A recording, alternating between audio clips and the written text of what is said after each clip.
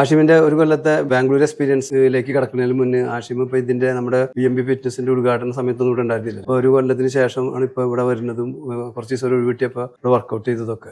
അപ്പൊ എന്താണ് നമ്മുടെ പുതിയ സംരംഭത്തെ പറ്റി പറയാനുള്ളത്? മറ്റുള്ള സ്ഥാപനത്തിൽ നിന്ന് എനിക്ക് ഒരു വ്യത്യസ്തമായിട്ട് ഇവിടെ തോന്നിയെന്ന് വെച്ചിട്ടുണ്ടെങ്കിൽ ഇതൊരു അക്കാദമി ബേസ് ചെയ്തിട്ടുള്ള സ്ഥാപനമാണ്. പിന്നെ എല്ലാ പ്രായക്കാർക്കും എക്സസൈസ് ചെയ്യാവുന്ന രീതിയിലുള്ള ഒരു ക്ലിനിക്കൽ അപ്രോച്ചും സാർ ഇവിടെ ഫെസിലിറ്റി എല്ലാവർക്കും ഒരുക്കിയിട്ടുണ്ട്. പിന്നെ 3 ഫ്ലോർ ആയിട്ട് സ്പീഷ്യസ് ആയിട്ടുള്ള ഒരു സ്ഥാപനമാണ്. അതുപോലെ എക്സസൈസ് രീതികൾ ഞാൻ നോക്കിയപ്പോൾ ട്രെയിനേഴ്സിനെ ഞാൻ കണ്ടത് അവർ എക്സസൈസ് രീതികൾ കാർഡിയോവാസ്കുലർ എൻഡുറൻസ് റിലേറ്റഡ് എക്സസൈസുകൾ, പിന്നെ ഫങ്ഷണൽ എക്സസൈസുകൾ, അതുകൂടാതെ എജിലിറ്റി ടൈപ്പ് ഓഫ് മൂവ്മെന്റ്സുകൾ, പിന്നെ കോർഡിനേഷൻ. ഇപ്പൊ പ്രായമാവുന്ന ആൾക്കാർക്ക് കോർഡിനേഷൻ, എജിലിറ്റി ഒക്കെ ഒരുപാട് പ്രോബ്ലം വരുന്ന ഒരു കാര്യമാണ്. അപ്പൊ അതൊക്കെ ഇംപ്രൂവ് ചെയ്യാനുള്ള രീതിയിലുള്ള ട്രെയിനിങ് മെത്തേഡ്സും ഞാനിവിടെ കണ്ടു. എല്ലാവരും നമുക്ക് അക്കോമഡേറ്റ് ചെയ്യാൻ പറ്റുന്ന രീതിയിലുള്ള ഒരു കൺസെപ്റ്റ്. അതെ, സാധാരണ ഈ രീതികൾ പല സ്ഥാപനങ്ങളും ഞാൻ ഫോളോ ചെയ്യണമെന്ന് ഞാൻ കണ്ടിട്ടുണ്ട്. ഇത് പിന്നെ നമ്മുടെ ഒരു സ്വന്തം ബിൽഡിങ്ങും കൂടി ആയതുകൊണ്ട് സൗകര്യമുണ്ട്.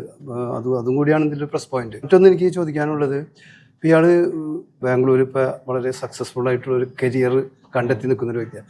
അതിൻ്റെ ഇടയിൽ ഇയാൾ ഒരുപാട് പ്രയാസങ്ങളും ബുദ്ധിമുട്ടുകളും കഷ്ടപ്പാടുകളും, ഈവൻ ഗൾഫിൽ പോയിട്ട് ഖത്തറിലോ മറ്റോ കണ്ടിട്ടുണ്ടായിരുന്നില്ല ഒരു കൊല്ലം.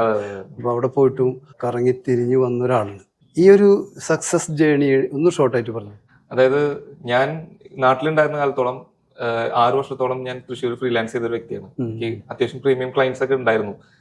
തൃശ്ശൂർ ജില്ലാ കളക്ടറിനെ എക്സസൈസ് ചെയ്യിക്കാനുള്ള ഞാൻ തന്നെയാണ് ആക്സസ് തന്നത്. അതെ, സാറ് വഴിയാണ് എനിക്ക് ഒരു കണക്ഷൻ വന്നിട്ടുള്ളത്. ആ ഒരു ഭാഗ്യം എനിക്കുണ്ടായിരുന്നു. 2019 മുതൽ 2021 വരെ തൃശ്ശൂർ ജില്ലാ കളക്ടറും അതേപോലെ തന്നെ തൃശ്ശൂർ ജില്ലാ കമ്മീഷണറും പോലീസ് ഓഫീസേഴ്സും പിന്നെ അതുപോലെ DYSP അങ്ങനെ മുതിർന്നായിട്ടുള്ള ഉദ്യോഗസ്ഥരൊക്കെ എനിക്ക് ട്രെയിൻ ചെയ്യാനുള്ള ഭാഗ്യം ഉണ്ടായിട്ടുണ്ട്. അത് ഈ അക്കാദമിയിൽ പഠിച്ചിറങ്ങിയിട്ടുള്ളതുകൊണ്ടാണ് തന്നെയാണ് എനിക്ക് അത് ചെയ്യാൻ പറ്റിയത്, ചാൻസ് കിട്ടിയത്. പിന്നീട് ഞാൻ നാട്ടിലുള്ളത്തോളം കാലം എനിക്ക് കോഴ്സുകൾ റിപ്പീറ്റബിൾ ആയിട്ടുള്ള ബാച്ചുകൾ എനിക്ക് വന്ന് അറ്റൻഡ് ചെയ്യാൻ, തിരുവനന്തപുരം മുതൽ കണ്ണൂർ വരെ ബാച്ചുകൾ, അത് ഞാൻ എല്ലാ ക്ലാസ്സിലും പറയാറുണ്ട്. എല്ലാ ബാച്ചിലും ഞാൻ പറയാറുണ്ട് ഇയാളെ പറ്റിയിട്ട്, ഇയാൾ എങ്ങനെയാണ് ഈ നിലയിലെത്തിയെന്നുള്ളത്. വീട് ഇപ്പൊ തൃശ്ശൂരാണെങ്കിലും അത് കഴിഞ്ഞിട്ട് ആലപ്പുഴ, അതുപോലെ കണ്ണൂര്, തിരുവനന്തപുരം അവിടെയൊക്കെ ബാച്ചുകളിൽ ഒക്കെ വന്നിട്ടുണ്ട്. ക്ലാസ്സുകളിൽ പോയിരുന്ന് പഠിക്കാൻ ഭയങ്കര ആഗ്രഹമാണ്.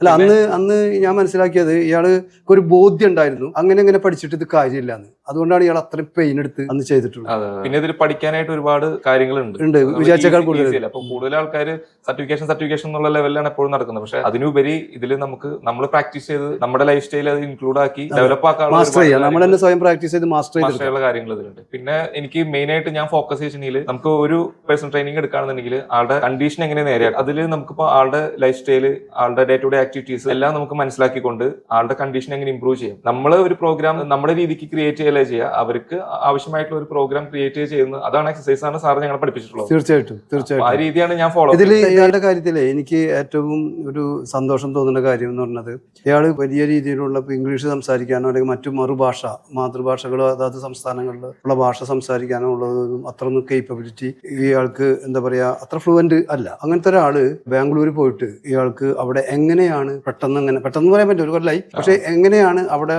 ഒന്ന് സീറ്റ് ഉറപ്പിക്കാൻ പറ്റിയത്? അതായത് ഞാന് ഒരു 2018 ഞങ്ങൾ ഒരു വർഷമല്ല, കുറച്ച് കാലത്തോളം ഞാൻ ഖത്തറിൽ ജോലി ചെയ്തിട്ടുണ്ട്. സർട്ടിഫിക്കേഷന് മുൻപാണ് ഞാൻ ജോലി ചെയ്തിട്ടുണ്ടായിരുന്നത്. അപ്പൊ എനിക്ക് സാധാരണ എല്ലാവരും ജിമ്മിൽ വർക്ക് ചെയ്യുന്ന പോലെ കുറച്ച് എക്സ്പീരിയൻസും വെച്ചിട്ടാണ് ഞാൻ അവിടെ പോയത്. പക്ഷെ അവിടുത്തെ രീതികൾ നമ്മുടെ നാട്ടിലേക്കാളും കുറച്ചുകൂടി അഡ്വാൻസ്ഡ് ആണ്. അന്നത്തെ കാലത്ത് എനിക്ക് അത് ഫീൽ ചെയ്തു. അപ്പോൾ നമുക്കുള്ള പോരായ്മകളും കാര്യങ്ങളൊക്കെ മനസ്സിലാക്കിക്കൊണ്ട് ഞാൻ ഒരു പ്രൊഫഷണൽ കോഴ്സ് ചെയ്യാനായിട്ട് ആഗ്രഹിച്ചു. അങ്ങനെ തെരഞ്ഞെടുത്താണ് നമ്മുടെ ഗായോ ഫിറ്റ്നസ് അക്കാദമി. കോഴ്സ് ചെയ്തപ്പോഴാണ് നമുക്ക് അതിനെക്കുറിച്ച് കൂടുതലായിട്ട് അറിയാനും കൂടുതൽ പഠിക്കാനും ഉള്ള ഒരു മോട്ടിവേഷൻ കിട്ടിയത്. പിന്നീട് റിപ്പീറ്റബിൾ ആയിട്ടുള്ള കോഴ്സ് അറ്റൻഡ് ചെയ്തപ്പോൾ കുറച്ചുകൂടി എക്സ്പീരിയൻസും അതുപോലെ കുറെ കാര്യങ്ങൾ മനസ്സിലാക്കാനും പഠിക്കാനും എനിക്ക് സാധിച്ചു. അപ്പൊ അത് തന്നെയായിരുന്നു എന്റെ ഒരു എന്താ പറയാ വെപ്പൺ തന്നെ പറയാം, ആയുധം. ആ ഒരു വെപ്പൺ നമ്മുടെ കയ്യിലുണ്ടെന്നുണ്ടെങ്കിൽ, ഒരു ആയുധം നമ്മുടെ കയ്യിലുണ്ട്, നോളേജ്, പ്രൊഫഷണൽ സ്കിൽ. അത് വെച്ചിട്ട് നമുക്ക് ഞാൻ ഇവിടെ വർക്ക് ചെയ്തു, ആത്മവിശ്വാസം കൂടി. അങ്ങനെ നാട്ടിൽ കുറെ നാൾ വർക്ക് ചെയ്തു. എനിക്ക് തോന്നി നമുക്ക് കുറച്ചും കൂടി ഡെവലപ്ഡ് ആയിട്ടുള്ള ഒരു കൺട്രിയിലേക്ക് പോവാമെന്ന് തോന്നി, ഡെവലപ്ഡ് ആയിട്ടുള്ള സ്റ്റേറ്റിലേക്ക് വരാൻ കൂടി. കാരണം പുതിയൊരു നാടാണ്. ലാംഗ്വേജ് ഒക്കെ എനിക്ക് ഭയങ്കര ബുദ്ധിമുട്ട് തന്നെയായിരുന്നു. 6 മാസം കാലത്തോളം ഞാൻ നന്നായി സ്ട്രഗിൾ ചെയ്തു. പുതിയ ഭാഷകള്, അവിടെ കംപ്ലീറ്റ്ലി വേറെ ലാംഗ്വേജും കാര്യങ്ങളൊക്കെ. അപ്പൊ ആ ഒരു ഇതിലേക്ക് ഞാൻ പോയത് എനിക്ക് എന്റെ കയ്യിലുള്ള ഒരു ആത്മവിശ്വാസമാണ്, എന്റെ നോളജാണ് എന്റെ ആത്മവിശ്വാസം, കൈമുതൽ. അത് മാത്രമേ എന്റെ കയ്യിലുണ്ടായിരുന്നുള്ളൂ. പോയി ഞാൻ 1 വർഷത്തോളം അവിടെ വർക്ക് ചെയ്യാൻ തുടങ്ങി. ഇപ്പൊ 6 മാസം കഴിഞ്ഞു തുടങ്ങിയപ്പോ എനിക്ക് കുറെ എൻക്വയറീസും കാര്യങ്ങളൊക്കെ വന്നു തുടങ്ങി. എല്ലാ രാജ്യങ്ങളിലും റിക്വയർമെന്റ്സ് ഉള്ളതാണ്. പക്ഷെ അത് നമുക്ക് എന്താ പറയാ, അതിനെ വർക്ക്ഔട്ട് ചെയ്തെടുക്കണം.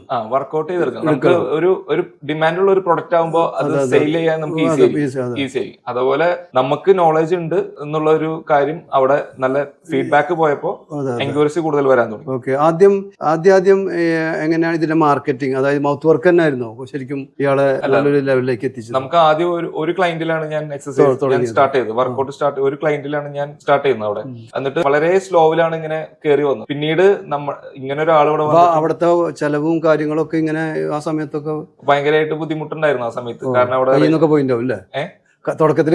കയ്യിന്നൊക്കെ പോയി. നമ്മള് ഒരു 6 മാസം കാലത്തോളം ഭയങ്കര ബുദ്ധിമുട്ടായിരുന്നു. നമ്മൾ ആഡുകൾ കൊടുക്കാൻ തുടങ്ങി. ആ രീതി പല രീതിയിൽ അവിടെ. പക്ഷെ അതൊന്നും എനിക്ക് അത്ര വർക്കൗട്ട് ആയില്ല. എനിക്ക് വർക്കൗട്ട് ആയത് വെച്ചിട്ടുണ്ടെങ്കിൽ നമ്മൾ ആ ട്രെയിനിങ് മെത്തേഡ്സ് നമ്മൾ യൂസ് ചെയ്തപ്പോ, നമ്മൾ പഠിച്ചിട്ടുള്ള ട്രെയിനിങ് മെത്തേഡ്സും കാര്യങ്ങളും യൂസ് ചെയ്യുമ്പോൾ മറ്റുള്ള ട്രെയിനേഴ്സിൽ നിന്നും ആൾക്കാർക്ക് ഒരു വ്യത്യസ്തമായിട്ട് തോന്നുകയും അവിടെയാണ് അതാണ് ഇയാൾ പറഞ്ഞ വളരെ കറക്റ്റ്. ഞാൻ എപ്പോഴും പറയാറുണ്ട്, നമ്മൾ പഠിപ്പിക്കുന്നത് തന്നെ നിങ്ങൾ ശരിക്കും മാസ്റ്റർ ചെയ്ത് കഴിഞ്ഞാൽ ഈ രാജ്യത്തല്ല ലോകത്ത് എവിടെ പോയാലും നിങ്ങൾക്ക് ഷൈൻ ചെയ്യാൻ പറ്റും എന്ന് ഞാൻ പറയണ്ട. അതിന് ഇയാൾ വലിയൊരു ഉദാഹരണമാണ്. അത് കിട്ടിയത് ഈ റിപ്പീറ്റ് ചെയ്തുള്ള ക്ലാസ്സുകളും മറ്റൊക്കെ കേട്ട് ഒരു വർക്ക്ഷോപ്പുകൾ അറ്റൻഡ് ചെയ്തിരുന്നില്ല, കുറെ വർക്ക്ഷോപ്പുകൾ അറ്റൻഡ് ചെയ്തിരുന്നു. അപ്പൊ അത് തന്നെയായിരുന്നു അവിടുത്തെ മാസ്റ്റർ പീസ്.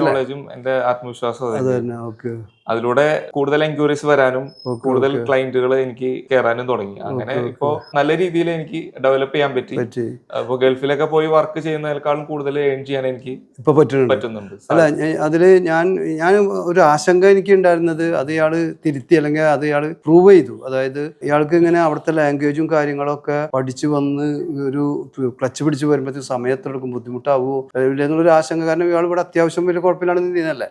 പക്ഷെ ആ ഒരു ധൈര്യത്തെയും വിശ്വാസത്തെ ഞാൻ അംഗീകരിക്കുന്നു. എനിവേ പോയി അവിടെ അതിലൊരു കാര്യം എനിക്ക് പറയാനുള്ളത് വെച്ചിട്ടുണ്ടെങ്കിൽ നമ്മളെപ്പോഴും നമ്മുടെ കംഫർട്ട് സോണിൽ നിന്ന് പോകാനാണ്. അത് ഹ്യൂമൻ ബോഡിയുടെ ഒരു പ്രത്യേകതയാണ്. സാറ് ഞങ്ങൾ പഠിപ്പിച്ചിട്ടുണ്ട്, ഒരു ശരീരമാണെന്നുണ്ടെങ്കിൽ അത് അതിന്റെ സ്ഥിരത മെയിൻറ്റെയിൻ ചെയ്യാൻ ശ്രമിച്ചുകൊണ്ടിരിക്കും.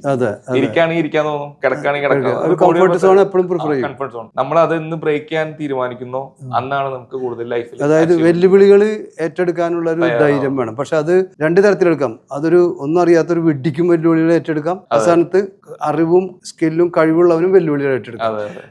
ഇയാളുടെ ആത്മവിശ്വാസം എന്ന് പറഞ്ഞു കഴിഞ്ഞാല് ആ ഒരു എന്താ പറയാ, അവനവനെ കൊണ്ട് ആവുന്ന രീതിയിൽ പരമാവധി നേടിയെടുക്കാൻ പറ്റുന്ന സ്കില്ലുകളെല്ലാം ഫിറ്റ്നസ് രംഗത്ത് ഇയാൾ നേടിയെടുത്തത് തന്നെയാണ് ഇയാളുടെ കൈമുതൽ. അതാണ് ഇയാളുടെ പ്രോപ്പർട്ടി, അസറ്റ് എന്ന് പറയുന്നത്. അത് ശരിക്കും എത്തിക്കേണ്ടടുത്ത് എത്തിച്ചു കഴിഞ്ഞാൽ വർക്കൗട്ട് ആവുന്നുള്ള ബോധ്യം ഇയാൾക്ക് ഉണ്ടായിരുന്നു.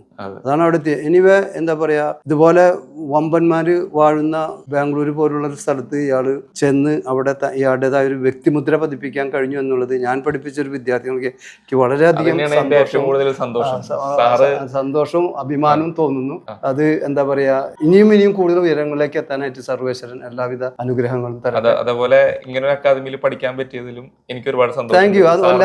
ആയിട്ട് ജോലി ചെയ്യാൻ പറ്റിയതിലും കൂടുതൽ പഠിക്കാൻ പറ്റിയതിലൊക്കെ എനിക്ക് ഒരുപാട്. അതായത് ഓരോന്നിനും ഒരു നിമിത്തമുണ്ട്, നല്ല മനസ്സ്, അതുപോലെ തന്നെ ഒരു അർജ്, പഠിക്കണം, അറിയണം, ഇനിയും കുറെ മുന്നോട്ട് പോകാനുള്ള നമ്മളെ നയിക്കുന്ന ഒരു വികാരം ഉണ്ടല്ലോ, അത് എന്നും നിലനിർത്തുക. ഇത് ഇവിടെ കൊണ്ട് അവസാനം ഇവിടെ ഫുൾ സ്റ്റോപ്പ് ഇടരുത്. കാരണം ഇതൊരു, ഞാൻ പണ്ട് മുതലേ ബോഡി ബിൽഡിംഗ് രംഗത്തുള്ളപ്പോഴും ഫിറ്റ്നസ് ആയാലും body building it is A voyage of discovery എന്ന് പറയാം.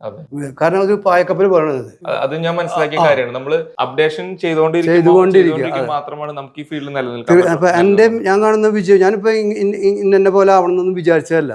അറിവിന്റെ പിന്നാലെ പോവാന്നുള്ളതിന്റെ എൻ്റെ ഒരു മോഹം, അല്ലെങ്കിൽ എന്താ പറയാ, വറ്റാത്തൊരു ഊർജ്ജം, ഒരു അൺസ്റ്റന്റ് എനർജി എന്ന് പറയും. അത് നമ്മളിലൊക്കെ ഉണ്ട്. അതുകൊണ്ടാണ് നമ്മൾ ഇതിന്റെ പിന്നാലെ തന്നെ പിടിച്ചു നിന്ന് പോകണം. ആണ് കാര്യം. യാതൊരു സംശയമില്ല. God bless. Thank you.